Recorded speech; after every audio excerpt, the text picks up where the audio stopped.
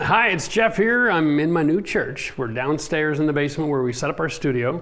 This is our new little nook. It's a little corner where we set up so that we can have discussions, introduce videos, and I'm here today with like a vlog. We're gonna give you an update on everything that's been going on with the church. To be honest with you, getting this thing up and running has been a bit of a challenge. It hasn't gone easy. And you got to expect that, right? I mean, we're taking a building that had a specific function that the government said, hey, it's an institution, and we're trying to convert that. First of all, the conversion process. We had to apply for a permit to change from institutional to residential. And that process takes about 90 days if nobody complains. So we were smart about it. We actually hired someone to keep the grass cut. We came out here, we showed our faces, talked to the neighbors. We got involved and we painted the outside of the church. Well, we actually stained it. Don't confuse the two. Don't paint your brick.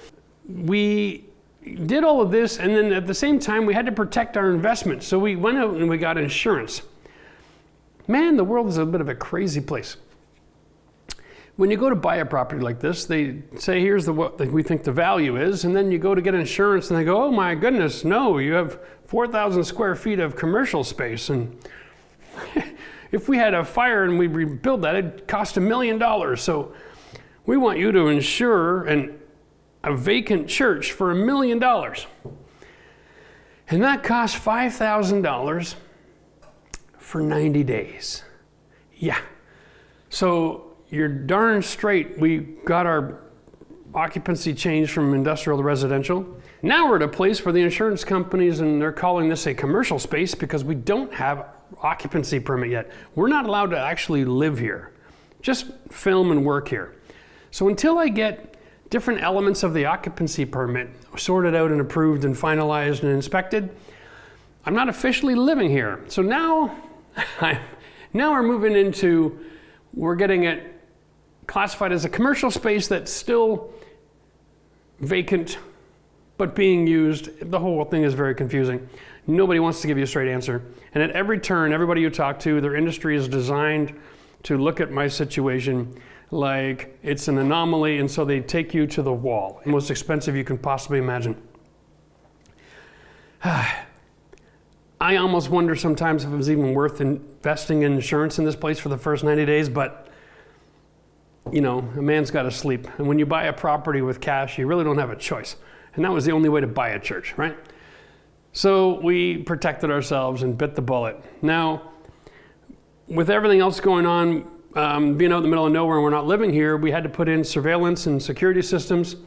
We've also been getting garbage bins dropped off because we're starting to make some modifications. We have videos coming up real soon. We're going to show you the problems we found in this place. Right? The first glance, first couple walkthroughs, everything seemed fine. We knew the basement was a little musty, moldy, but now that we're here and we're able to open things up and we're finding a few major flaws with their construction technology. More plumbing. So although they did some amazing things and spray foam in the walls, they made some pretty rookie mistakes when it came to a few other things. So we're going to share all that with you because there's a lot to learn from people's mistakes, right? So let's just run through the numbers because we told you we were going to be transparent about the cost of this thing, right? So first of all, boom. We bought the house for, the church for $240,000. You all know that. The insurance was $5,000 for the first 90 days. I'm expecting it to be about another $1,500 for the next 90 days now that we're commercial and not institutional. So that'll be a little bit more affordable. We have the security guys that came out here because we're doing motion sensor and video link and real time and internet so that we can be away and traveling and keep an eye on what's going on. We're looking at about $3,000 initial investment just to get that up and running.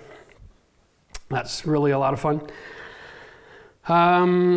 Of course, changing from the zoning from the institutional to the residential, that was probably the most common sense thing we've ever done. It cost $1,000. And now the property tax assessment people have gotten in touch with us because, hey, now you're a house, but you're not a house, you're just a commercial space. So they want to tax us at 2.5 times the residential rate because we're a commercial rate on property tax. So we are diligently working towards getting our occupancy permit. In hindsight, if I'd known all of these processes and all of these different aspects of the cost, I would have cleared my schedule a little bit better and made sure that as soon as I got this place, I'd have the permit in, boots on the ground, building permits in, and I wouldn't have been sitting around just kind of enjoying the space and taking it casual. I have burned through a few extra dollars because I haven't had the time to get in and dirty here because we had to finish the farmhouse. So, note to self, sometimes I'm so aggressive, I'm so pushing forward all the time, it costs me more money than it should have. But so you know, clear your schedule. The first 90 days are pivotal to getting all of those things done. Permit, occupancy, designations, get it all finished in the first 90 days, get your occupancy, so then you can at least live and get taxed like normal, right? And have a place to stay. The other two costs we had, of course, were the brick and the dumpster so far, right? The first bin of many, I'm sure. We have a local service and the bins aren't that big, but they're really convenient for us because we're just doing a little bit of work right now. It's about $450 drop off. They'll let us keep it for about a week and a half, which will be more than enough to finish the kitchen and the bathroom modifications we need. Other than that, we've also painted the brick outside. Like I said, we did the staining, and so the material was about $600 and the labor was like another $2,000. So you put all that together, and drum roll, poof, this is how much it's cost me to have a church over the last 6 months, and the only thing I'm using it for is a film studio right now. Yay! That's all going to change. Hopefully in the next 30 days, we can actually call this our home and start getting mail here, and that is the ultimate goal. All right, so there we go. That's our little update. Not a whole lot of action shots or anything to share with you yet. We're just getting in the thick of it, but next week's video, check this out. We're gonna be showing you all of the problems that we ran into. We're gonna expose all of the mistakes that were done and show you what it's gonna take to get it all fixed up. All right, that ought to be an interesting ride because there are a fair number of things that were done here on the cheap. Even though overall, it was done with very modern construction, it's just kind of an interesting blend. So we're gonna share that with you. Don't forget, if you haven't subscribed to this channel, do so because all the information about this church construction is going to be right here. It's not going to be on our other channel where we do DIY videos. We're going to keep that pure as a how to do your own renovations.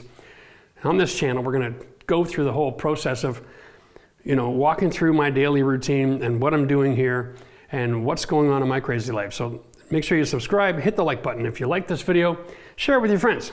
All right, this is going to be very interesting. We're going to share with you all of the costs associated with this church from day one over the next few years. So this is going to be interesting, I guarantee it. And if you have not seen us take care of staining the brick on the outside, then click the link of this video right here. Check that process out. I'm telling you right now, painting the outside of the house is one of the greatest ways to increase the value of your investment, and it looks pretty sexy too, if I don't mind saying so myself. Cheers.